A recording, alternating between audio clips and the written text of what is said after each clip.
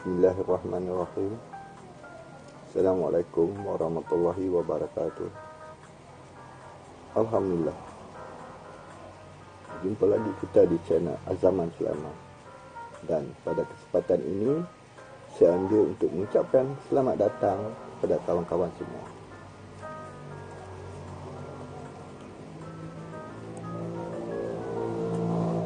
Channel ini akan membicarakan mengenai hitam dan putih kehidupan melalui segmen seksual kehidupan, seni dan budaya, fikrah Muslim, ehwal semasa, my inside story, short film dan telemovie.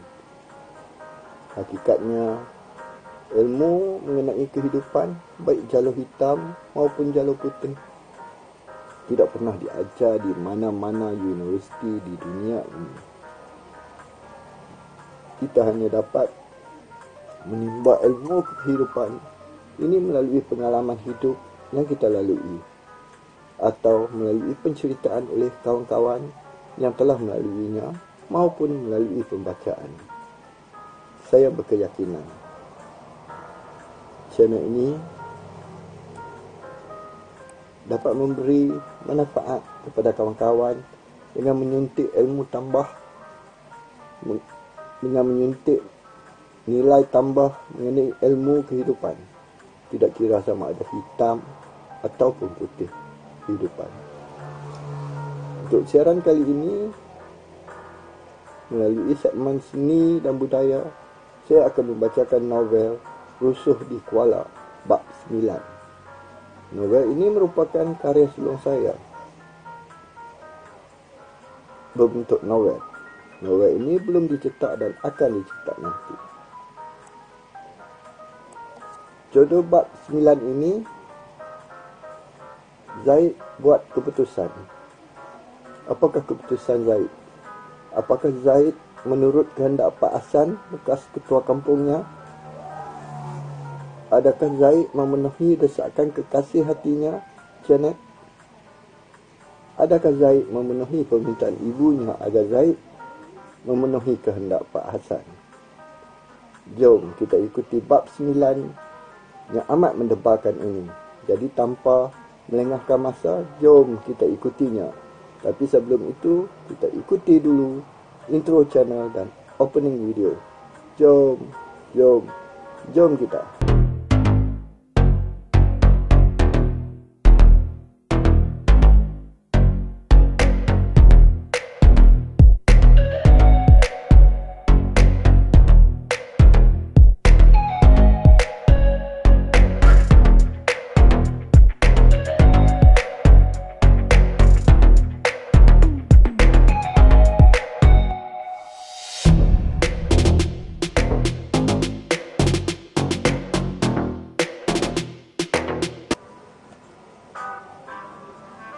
Alhamdulillah, jutaan terima kasih kerana kawan-kawan masih tidak berganjak dari channel ini. Apa khabar kawan-kawan semua? Saya harap kawan-kawan sentiasa berada dalam keadaan sihat sejahtera. Saya juga mendoakan agar kita semua berada di bawah rahmat dan pemeliharaan Allah Azza wa Jalla, supaya kita dapat terus bersama-sama di sini, di samping dapat menjalankan aktiviti harian kita dengan baik dan lancar. Ingat, pertemuan ini bukan saja-saja, tapi telah diatur oleh Allah Azza wa Jalla sejak azali lagi, dan pastinya telah termaktub di Lauh Mahfuz. Sudah pasti ada hikmahnya untuk kita yang kita tidak tahu waktu ini. Sesungguhnya Allah SWT menguasai seluruh alam maya ini dan tidak gugur sehelai daun pun melainkan ia mengetahuinya. Intisari surah Al-An'am ayat 59. Cuba bayangkan, dengan gugurnya sehelai daun dari pokoknya, Allah yang mengaturnya. Apalagi pertemuan kita ini. Dan Allah tidak mentakdirkan sesuatu hanya saja-saja. Pasti ada rahsianya. Terlanjur kawan-kawan telah ke sini, saya mohon kerjasama kawan-kawan untuk terus bersama-sama saya hingga akhir dan seterusnya subscribe, like dan komen sebagai tanda sokongan. Sesungguhnya sokongan kawan-kawan akan dapat membantu channel ini terus berkembang di alam maya ini. Hanya dengan mengikutinya, diikuti dengan subscribe, like dan komen, kawan-kawan telah membantu channel ini terus berkembang. Sekiranya kawan-kawan hendak mengikuti video-video lain dari channel ini, pergilah ke wall YouTube dan type nama saya, Azaman Sulaiman. InsyaAllah akan muncul video-video dari channel saya di beranda YouTube. Pilihlah mana yang berkenan di hati. Lagi baik, sekiranya kawan-kawan klik atas nama saya di mana-mana video saya, pihak YouTube akan bawa kawan-kawan ke page YouTube saya. Di sana kawan-kawan boleh lihat jodoh semua video yang telah diupload selama ini. Pilihlah mana yang kawan-kawan suka. Kawan-kawan juga boleh tunggu di bahagian akhir video ini, di mana pihak YouTube akan mencadangkan kepada kawan-kawan video dari channel saya yang boleh diikuti. Jadi jom kita ikutinya. Kandungan bab 8, Zaid buat keputusan. Jom kita.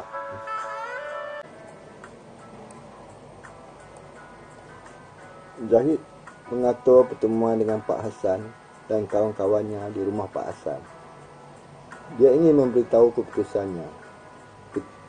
Ketika dia sampai di depan rumah Pak Hassan, kawan-kawannya Azmi, Majid dan Salim sudah sedia menunggu. Assalamualaikum, ucap Zaid sambil melangkah naik ke atas beranda rumah Pak Hassan dan menghulurkan tangan bersalaman dengan Pak Hassan dan kawan-kawannya. Waalaikumsalam, hampir serentak mereka menjawab. Saya lihat rancak berbual tadi, apa cerita? Zaid cuba memancing dan mengalihkan keresahan hati mereka yang menanti keputusannya. Tak ada apa Zaid, sementara menunggu kau, kami berbual kosong saja, jawab Pak Hassan. Apa keputusan kau Zahid? Majid tak sabar-sabar. Majid, kalau ya pun, bagilah Zaid relax dulu. Kawan penat pun tak habis lagi, kau terus tanya, pintas lagi. Aku tak sabar. Aku takut. Aku harap Zaid bawa berita gembira buat kita. Majid menjelaskan sambil biji matanya merenung tajam Zaid. Zaid tidak menjawab, dia hanya tersenyum melihat gelagat kawan-kawannya. Dia sedar harapan yang diberikan oleh Pak Hassan dan kawan-kawannya amat besar. Kadang-kadang timbul perasaan bimbang, takut tidak tertunai harapan itu. Melihatkan sikap Zaid, Pak Hassan mula resah. Pak Hassan bimbang Zaid akan menolak permintaan mereka. Bagi Pak Hassan, Zaid adalah pilihan yang paling tepat untuk menggerakkan bantahan projek tebus guna tanah itu. Zaid di samping boleh membuat kertas cadangan yang baik, juga boleh merangka gerak kerja bagi menjayakannya, dan yang lebih penting, prinsip dan pendirian Zaid suka digoyang. Ya Zaid, kami memang sudah tidak sabar mendengar keputusan kau. Aku harap keputusan yang bakal kau buat tidak mengecewakan kami, malah seluruh masyarakat kampung, ujar Pak Hassan dengan nada yang agak lemah tapi penuh pengharapan. Maafkan saya. Zaid mula membuka kata. Mendengarkan perkataan pertama Zaid, Pak Hassan dan kawan-kawannya cemas dan saling berpandangan antara satu sama lain.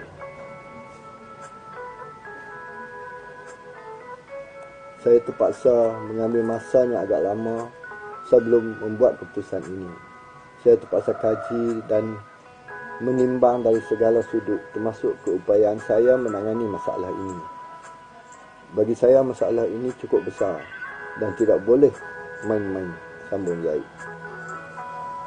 Kami yakin kau mampu melakukannya dan kami akan berada di belakang kau. Kau jangan takut bab ini, tingkah Salim. Terima kasih kerana Pak Hasan dan kawan-kawan yakin dan percayakan saya. Namun saya sendiri perlu melihat keupayaan diri saya. Mampukah saya menggalas tugas ini, ujar Zahid. Pak Hasan semakin resah. Biji matanya merenung tajam Zahid. Pak Hasan mula bimbang apabila mendengar butir bicara Zaid. Jauh di sudut hatinya merasakan Zaid akan menolak permintaan mereka. Setelah kau kaji, apa keputusan kau Zaid? Soal ini bagaikan pendakwa raya di mahkamah. Ya Zaid, apa keputusan kau? Salim menyampuk. Setelah aku mengkaji, menilai dan menimbang dari segala sudut, maka aku ambil keputusan untuk bersetuju dengan syarat kamu semua termasuk Pak Hasan membantu dan berada di belakang aku. Walau apa pun yang terjadi, jangan lari. Aku pasti tidak akan dapat melakukan semua kerja ini sendirian, kata Zaid. Jadi kau bersetuju, Zaid? Alhamdulillah, kata Pak Hasan. Terus bangun mendapatkan Zaid bersalam dan memeluk erat. Air mata berlinangan di pipi kedutnya yang dimamah usia.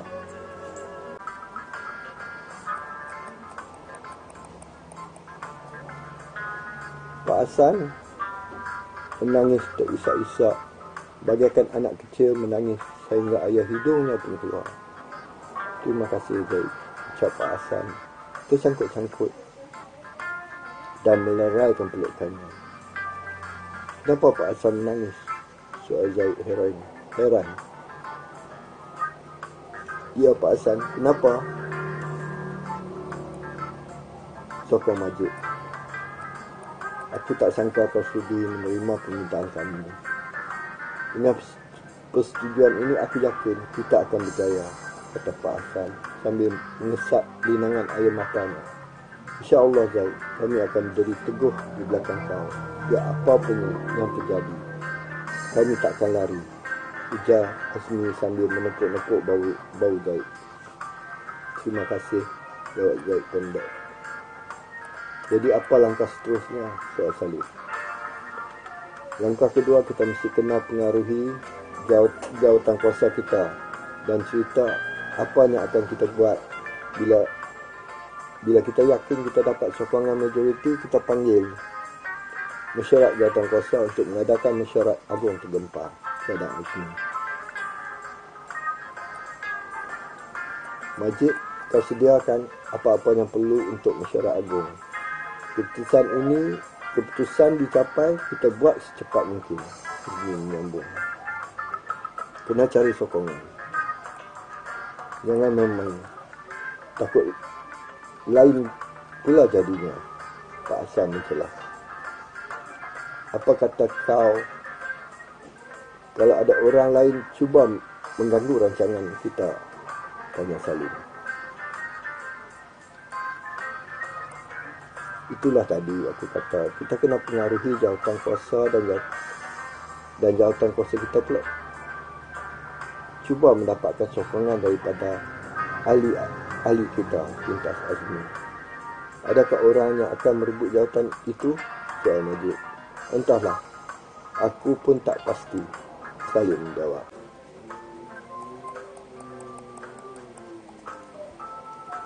Aku fikir ada orang gila kuasa dan nama serta nampak masalah ini boleh mendatangkan duit kepada dia. Dia akan berusaha mendapatkan jawatan ini, kata Pak Hasan. Maafkan saya kerana sudah menyusahkan Pak Hasan dan kawan-kawan. Kalau ikutkan tanpa jawatan itu pun saya boleh buat. Masalahnya, Saya nak jadi penggerak utama, tapi saya tidak mewakili apa-apa persatuan. Ini pasti akan mengurangkan impaknya, Zahid menjelaskan. Kami faham, Zahid, balas Azmi.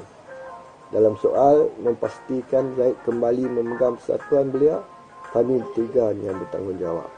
Aku tak peduli macam mana. Dalam soal memastikan Zahid kembali memegang persatuan beliau, kamu bertiga yang bertanggungjawab. Aku tak peduli macam mana tindakan yang akan dibuat. Yang pasti Zahid mesti menjadi pengerusi, kata Pak Hassan. Pak Hassan, jangan takut. Saya yakin, ujar Azmi. Sebenarnya dulu kami tidak merancang apa-apa. Mereka hendak menjatuhkan Zahid sahaja. Dan tiba-tiba mereka mencalonkan saya dan geng mereka juga mencalonkan Ismail. Ketika kami terpinga-pinga, pencalonan ditutup. Kalau saya tarik diri, pasti akan pergi kepada Ismail, Azmi menjelaskan. Kali ini kita mesti merancang tindakan seperti itu juga, sambung Azmi. Sambil semua mereka yang ada di situ menganggukkan kepala. Pertemuan itu berakhir, Zahid kembali ke rumahnya dengan perasaan lapang. Dadanya sebelum ini berserabut kini kembali tenang. Zahid sampai di rumah, terus memasuki kamar kreatif dan termenung panjang. Zahid membuat keputusan untuk kembali memimpin persatuan. Hakikatnya tindakan itu berlawanan dengan azam yang pernah dia buat. Tapi setelah dia mengadakan solat istikharah, dia terpaksa kembali memimpin demi membantu masyarakat Kuala Juru menghadapi projek tebus guna tanah seperti ini yang dicadangkan oleh kerajaan negeri. Zahid sedar dia punya misi yang cukup besar.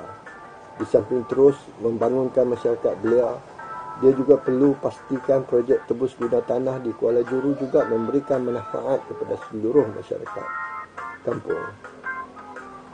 Dia tidak mahu melihat masyarakat kampung hanya mampu melihat pembangunan, sedangkan pemaju swasta dan kerajaan negeri mengautkan keuntungan membangunkan kampung Kuala Juru.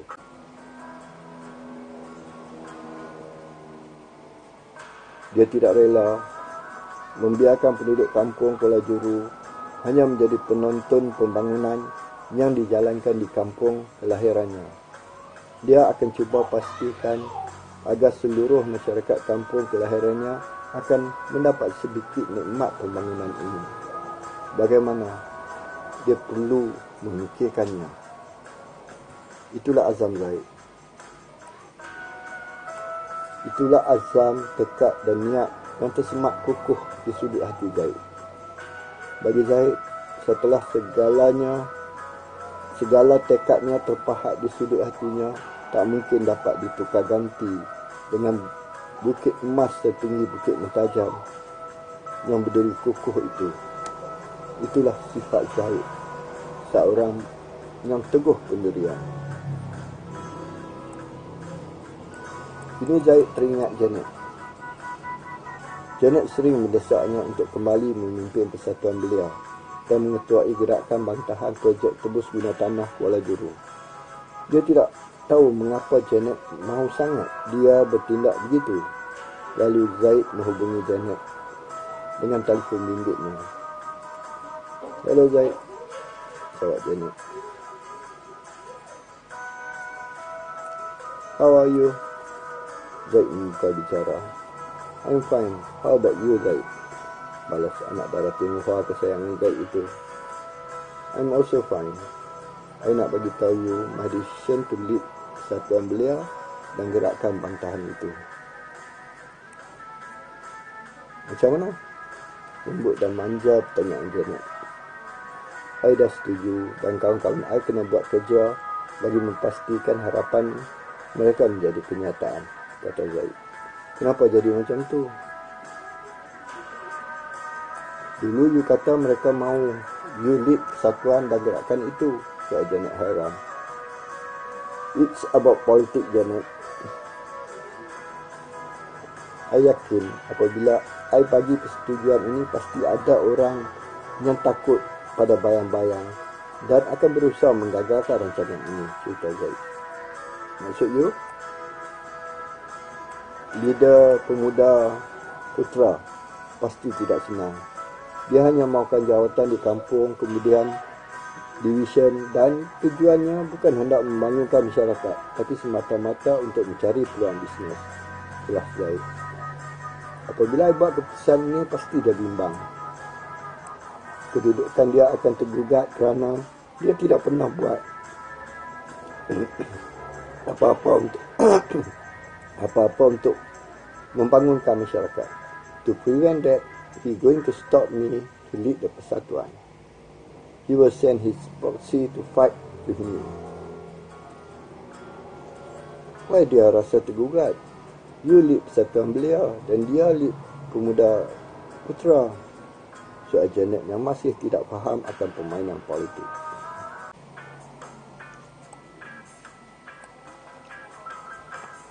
Janet, kalau I pegang jawatan dan mula buat kerja dengan mengatur berbagai program, di samping mengatur gerakan bantahan tebus guna tanah, pasti orang kampung akan lihat dia tidak buat kerja dan dia akan jatuh dalam pemilihan Parti Putra yang akan datang. Hakikatnya mengenai projek tebus guna tanah ini, sampai hari ini mereka tidak melakukan apa-apa mengenainya. Zaid menerangkan dengan terperinci soal itu. Oh, I faham. Anyhow, I really happy you take the challenge and I really hope you akan dilantik untuk lead persatuan. Ujar Janet.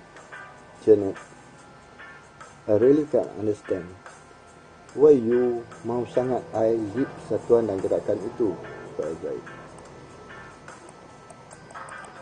You do your job, you akan tahu bila sampai masanya, ujar Janet. Takkan you tak boleh beritahu sekarang? No way. I really hope you take it and do your best, kerana I really love you, right? Tapi apa kena mengena your love dengan decision I untuk lead persatuan? So Zaid masih tidak faham dan pasti dia tidak akan faham. You akan tahu nanti. I juga nak tengok how strong your leadership, kata Janet. I also really love you, but termati kata-kata Zaid di situ. Zaid, love is love. Tidak ada but lagi, full stop. I tak mau dengar, tegas Janet. Why? Soal Zahid. I dah tahu apa yang you nak cakapkan. I tak mau dengar semua itu, balas Janet. Wow, bijaknya anak darah Cina ni. I tak cakap lagi dia sudah tahu. Sebab tu I sayang sangat dekat you, ujar Zahid. Dah mulalah dah tu, balas Janet. Mula apa cik adik oi? Mula nak mengkatal lah, apa lagi? Tergamak. You kata I macam tu? Zahid belakang sedih. Sorry, I apologize kalau kata-kata I tadi menyinggung perasaan you.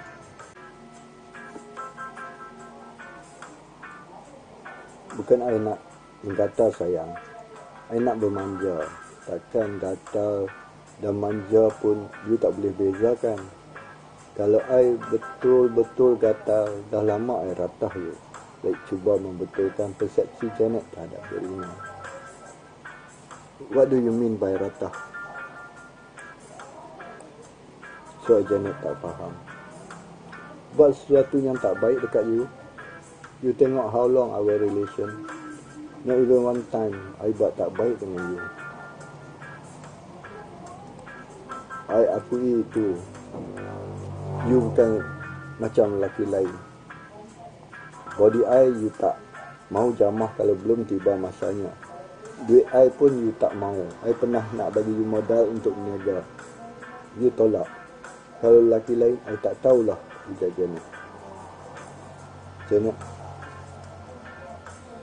Lama juga kita tak jumpa. Asyik cakap dan telefon saja. I betul-betul rindukan you, Janet. Baik meluahkan perasaannya. Ni tu. Jadi bila kita boleh jumpa? Itu aja ni. Janet, I tak ada masalah. Cuma jangan hari kerja, sudahlah. Kalau hari kerja sebelah malam, I tak ada masalah. You aturlah. Bila free, kita jumpa. Zaid, takkan I nak tetapkan. Nanti you kata I pergi tertimba. Malu I tahu. Janet memberi alasan. Janet, jangan silap. Dalam Islam tak ada istilah itu. Nabi Muhammad SAW sendiri ditunang oleh Siti Khadijah, seorang janda kaya. Istilah itu hanyalah istilah Melayu yang belum tentu Islamnya. Baik menerangkan. Okey Ustaz, baik. Nanti saya cari masa yang sesuai. Macam itulah kalau sayang abang. Okey Zaid, see you later. I really miss you. Bye. Me too, Janet. Bye-bye.